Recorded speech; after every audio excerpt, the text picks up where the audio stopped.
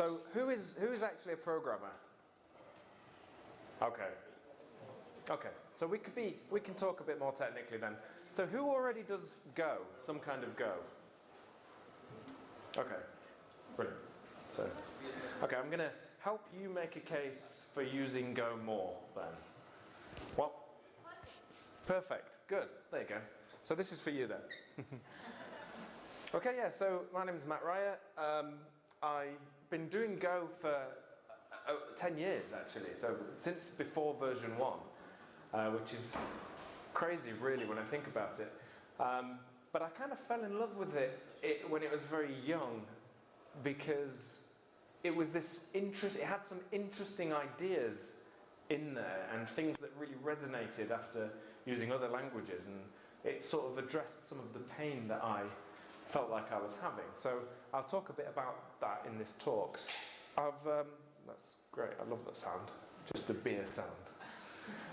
So I wrote a book, which is still available. Help yourselves, it's on Amazon, you can have it. You have to buy it, obviously. I have seen it illegally, so you can search for it too, but obviously don't do that. I'm on the Go Time podcast. Has anyone heard Go Time? Okay, so it's a weekly live podcast. I don't know why it's live, it seems really unnecessary, it's just unnecessary stress, but it's live. It also goes out on iTunes and that, and then Twitter and blog, and who cares. So, first of all, I want to make this point as well. This was made in the previous talk. We don't say Golang, we say Go, but we write or we tag with Golang. So anyone that's kind of unfamiliar with it, this is how we talk about it. So I'll be saying Go. So what does Go look like? Since a lot of you have already seen it, you already know. But the point here is, it's a very familiar looking programming language. It's not really doesn't have special syntax very much. It doesn't have cool, quirky features as part of the syntax. There's a couple of bits like that, but actually one of the key points about it was meant to feel familiar already to people that have already been programming. So it looks kind of like C, and it's like an additional. It's got some additional pieces to C, and I'll talk about those too. So briefly, this is kind of how it got started. 2007, it started as an internal Google thing, and then a couple of years later, they publicly announced it. This is important because this language wasn't just imagined, right? They designed this to solve real problems that they were having at Google. And I think that's important because it speaks a little bit about the success of it, I think, and why we're seeing it such a big success. And then it was not until 2012 that then we had the version 1 release. And that's also quite significant. So there's a lot of work being done on it before they settled on version 1.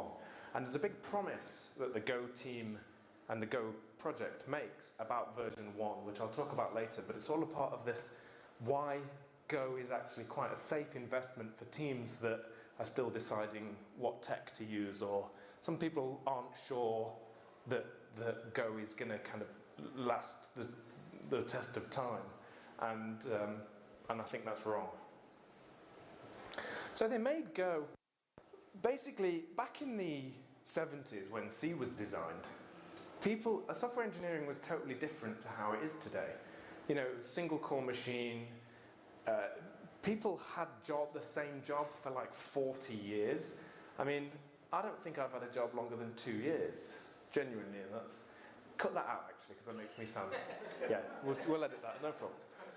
And there was no internet. And usually you worked with a group of people that were the same group of people that you just worked with the whole time. Now, things are very different. With open source projects and even just the way we work in companies, we tend to move around more, we tend to be a bit more transient, and other things have changed too. For example, we now have multi-core processors, so we want to use the power of those machines as much as we can, and it was hard, and it is hard to do in other contexts, and so Go kind of took that head on.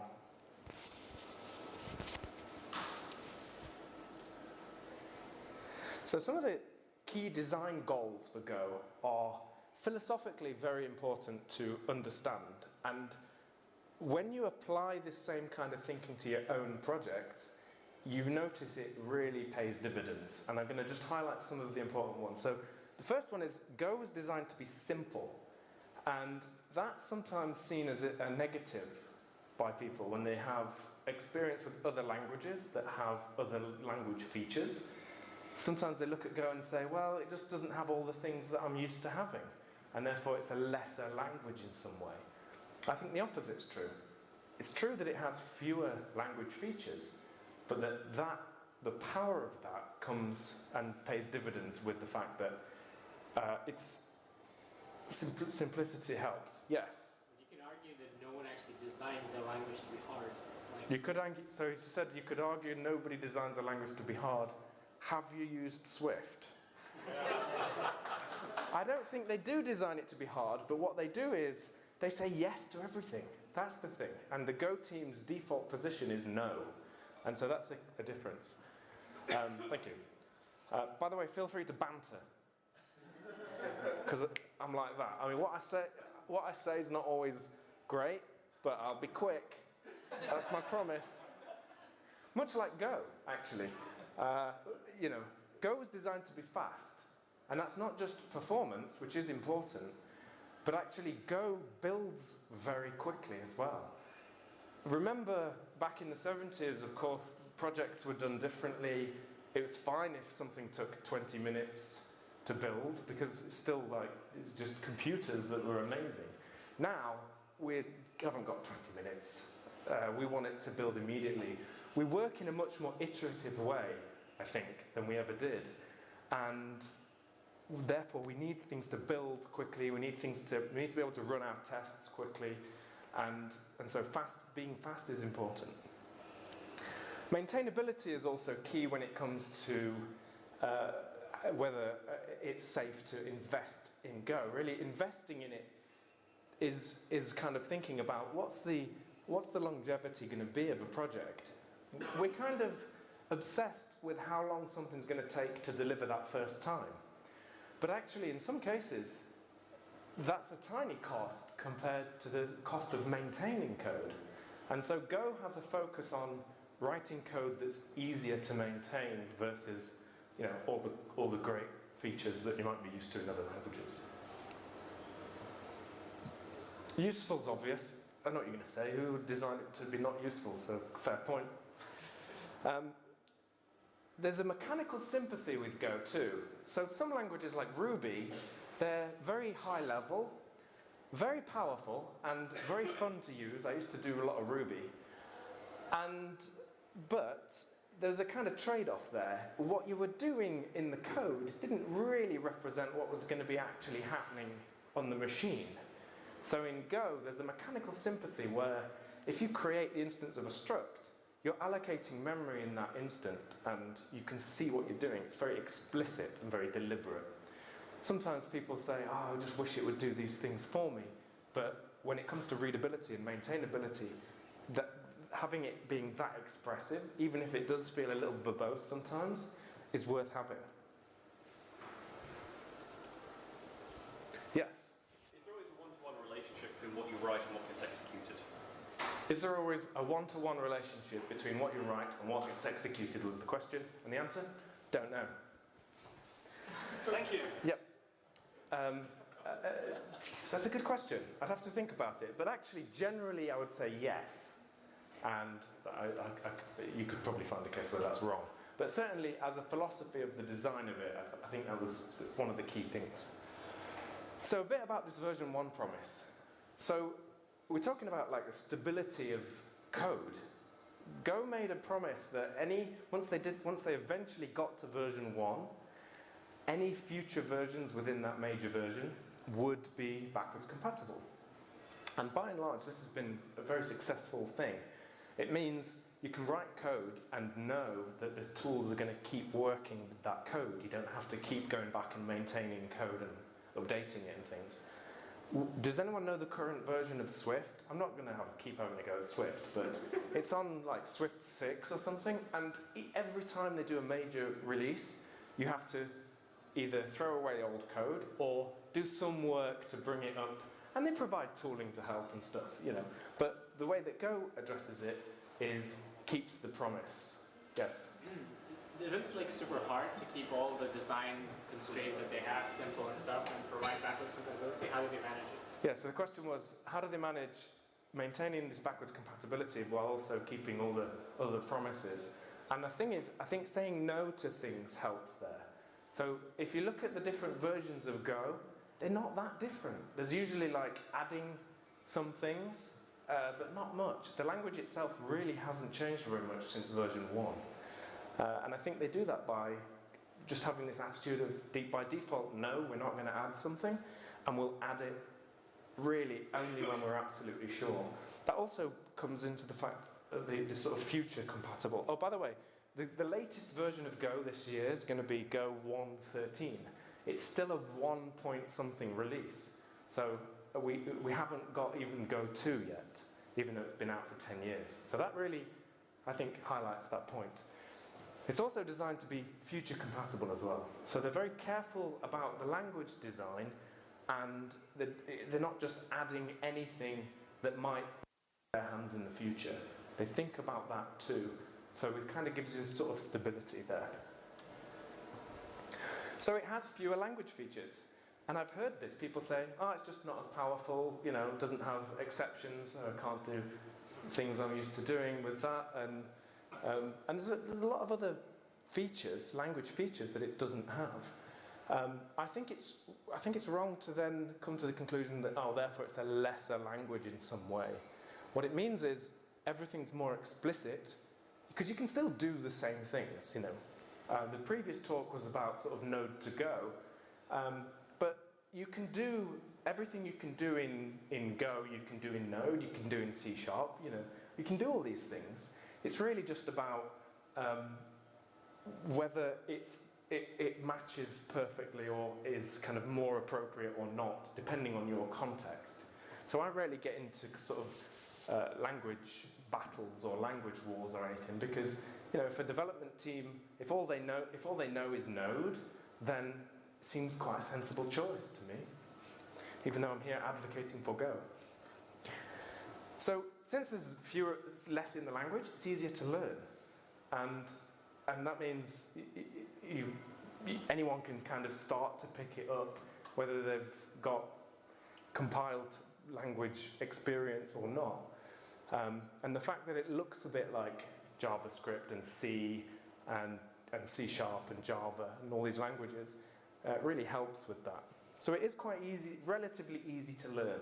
I don't want to diminish anyone where, because you know, it can be difficult also to learn, and I'm not really meant to diminish that, but relatively speaking, I find it to be easier to pick up for people. And the code's easier to read. So this is important. You know, we write code and we think, well, this is going to be compiled and then it's going to be run. But actually, the code really isn't for the compiler. The compiler's happy with any old nonsense as long as it works. The code is for ourselves and for our teammates and for our open source colleagues and for ourselves in the future. I don't mean like time travel, although that'd be cool. So it can be more verbose, but at least you're being explicit about it. This was also mentioned, Go thumped, which is one of the quirky things that you'll hear Go people say. This is one format for code. You can't configure it, there are no options, it's just decided. This was done very early, everyone's used to it. It has the effect of, I can sometimes join a project or look in an open source project and see some code and I feel like I wrote it, even though I didn't. Which is kind of strange, but imagine that from if you're going to join a new team or you're going to join a new project, or you just have to maintain things. So there's a nice sort of head start with that. Go compiles to a single binary. This is somewhat different to most of the languages, particularly like C#, Java, these languages, Ruby especially. They have big runtime dependencies that have to be running on the machines. With Go, the runtime is there, but it's in the binary itself. And so it does all the garbage collection, the scheduling, all the work that the program has to do is in that little binary. So that makes deployments very easy because you just have to ship a binary. Yes? I'm curious, it seems like such a sensible choice. Is there a reason why like Java and other route? So the question was, is there a reason why Java and other languages have virtual machines and have other types of runtime? I don't know. I really don't know. Probably it was to do with the way the language evolved, and they wanted to provide these high-level capabilities. But I'm just guessing. You know, I can see that. Yeah. So how many compilation targets are there? How many compilation targets are there? Loads. Seriously, if you name one. Well, I know. Nah, name one. Is it like Name one. x64? Yeah, I don't know. I don't know why. I shouldn't have been so insistent, but I don't know. But yes. ZOS is one target. Yeah, there are lots. There are lots. So yeah, I'll talk about that on the next slide actually. But yeah, let's do it now. Yeah. Yeah. So it's you can compile for other targets. So that is cool and quite rare. You don't need to be on the type of machine that you're building for. On a Mac, you can build a Linux binary and then ship it, and then it works on Linux. So DevOps people particularly like this. It gives a lot of flexibility and a lot of power. Go has language primitives that help with concurrency. So, you know, it's a relatively modern language, and so it's built for the modern environment, as I said, multiple cores in a processor. So it has, in the language itself, primitives that help you write concurrent code. And these include channels and Go routines. Go routines are like lightweight threads. You can have like millions of them running without a problem, without much overhead for each one. And channels are a somewhat strange mechanism that allows you to communicate between Go routines. So you can send data through a channel to other Go routines, and you can use them to communicate in that way. So conceptually, it is a bit high level, but it avoids having to worry too much about data races and how to actually manage that sort of code, because it can be very difficult and somewhat confusing. So instead of thinking about what's really happening in this case, it's somewhat abstract. And if you want to send some data between two Go routines, you just use a channel to send it, and the runtime makes sure that happens in a safe way. So it's very cool for that. The HTTP package in particular, which we looked at in the previous live demo, that thing is already concurrent. So if you're writing HTTP things and microservices, things like that, every request basically gets a Go routine. So you don't even have to know or worry about how that's happening. It just happens automatically. And I'm sure that's true also in Node, right? I mean, probably this works in the same way, I would imagine. There are also some other primitive types in the standard library. So you do have like wait groups and mutexes and things. And sometimes, in fact, often, I end up with code where I use mutexes more than I use channels, just because it can actually be much simpler to reason about. I'm going to do a lock here, I'm going to grab something, I'm going to unlock. And you know, it's potentially more verbose, writing that out, but it's very clear when it comes to reading and maintaining, very clear indeed. This was also a good point made in the first presentation. Testing was a first-class concern from the very beginning. So you put your test files in, you put them alongside your normal Go files, use the _test.go at the end, and then the tooling knows that these are test items and not program code. So when you do Go test, it knows to go and run all the tests. And now if you think about maintainability, well, first of all, who writes tests in their code? Okay. Does anyone do test-driven development, where you write the test first? Okay, so some. Yeah, so test-driven development, just quickly. The idea is you write your unit test first, you run the tests and see it fail, very important, because you know then you're saying something about your program. Then you make it pass, and then you run the test again, it passes, you're happy, you commit, you deploy, if you like, at that point. I do. It's a very interesting kind of pattern to get into. Some people don't like it because they feel like it influences the design. And I think it does, but I think it should. I think it should influence the design. If code's difficult to test, then maybe the design's not quite right. So it does help. Has kind of lots of advantages. And the other one is, if someone reports a bug in your code, you can write a test that will hopefully fail. Then you've proven that that bug exists. Then, when you make it pass, you'll never see that same bug again because you keep the test. So that's quite powerful when it comes to like maintainability and things. You really get that protection from regression. Errors are explicit, and I don't mean they like got swearing in them and that.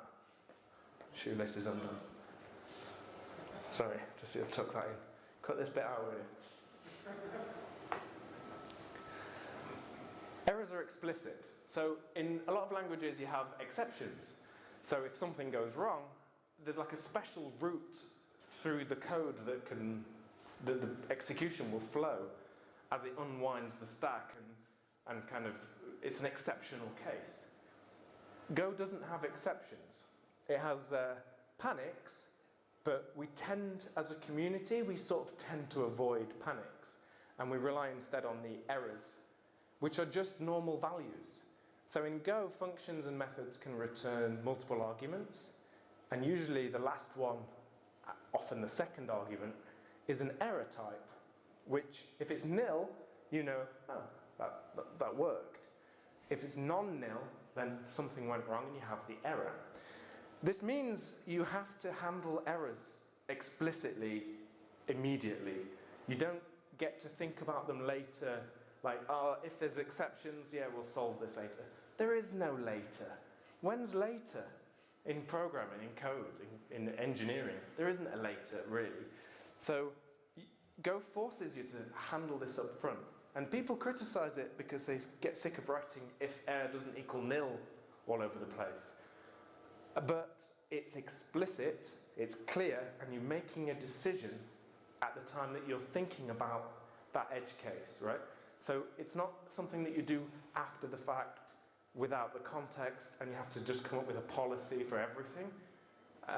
Instead, you sort of tackle it head on. So this is something that's it's somewhat unique, I think, about Go. I think some functional languages do the same kind of thing. But this turns out to be extremely powerful just because of making it explicit and also forces us to handle errors which are going to happen. What happens if you don't handle it? Sorry, one more time? What happens if you don't handle an error? What happens if you don't handle the error? Go actually lets you, although there is tooling that will check, but you can ignore errors, it's possible. So nothing happens. Yes, he's dead happy. Good. Can't wait to use your code, mate. It's like, yes, so I have to handle errors. Well, just write code that never goes wrong. Yeah, it does. That's why it doesn't need to handle errors. Well, the rest of us have to handle those errors explicitly. So, Go is growing. It really is growing extremely fast. We see it everywhere online. We see it in the communities and in the meetups and things.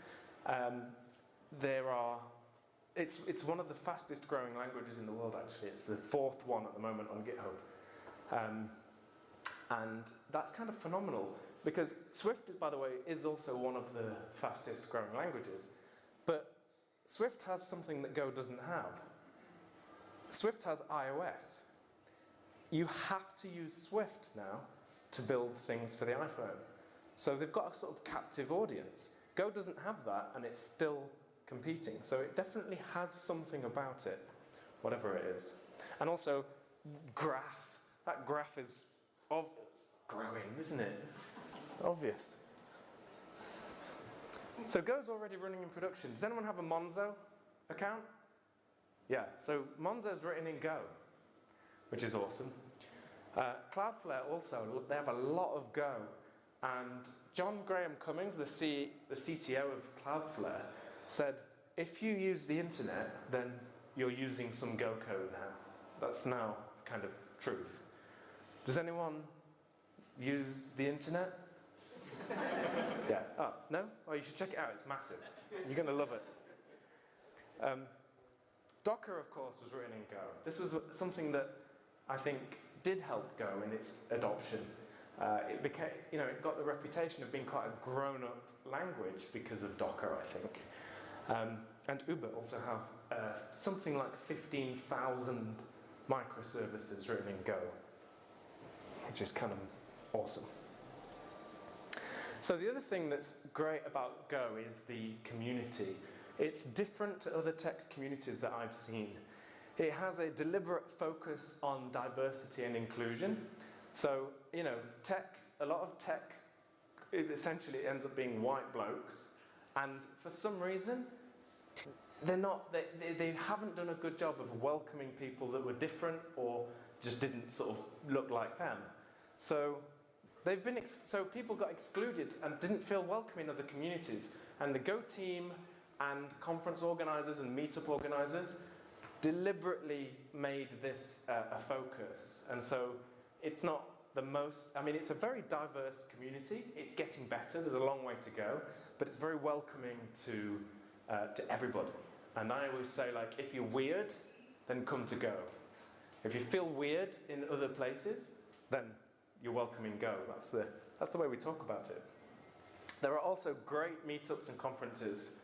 We do have one of the organisers of the London Gophers meetup. Has anyone been to London Gophers? So if you can get in, you have to go. It's so good. Antonio, do you want to stand up and give us a wave? He's one of the organisers. Phenomenal meetup, and they live stream the talks. So it really is great. They're doing absolutely brilliant. We have also the GopherCon UK conference, which is this month. Happens annually. So that's like a slightly bigger London Gophers now. London Gophers used to be a small little meetup. It's like a mini conference every month, essentially. So check it out if you haven't been there. And it also has quite a strict code of conduct. So again, part of this making sure that it's a community that's welcoming to everybody revolves around a code of conduct, makes it clear, that it's a professional environment, and that's quite nice. It does help. It helps people join it. Developers get excited about Go. For whatever reason, they do. And this is what I was going to say to managers and that. If your development team's happy, then they're going to be doing better work. So it seems flippant, but I actually think it's very important. Yeah, happiness on the team translates to good code and good practices. And so thank you very much. Are there any additional questions? I sort of did it ad hoc throughout, which is nice. But if there's nothing else, then thank you.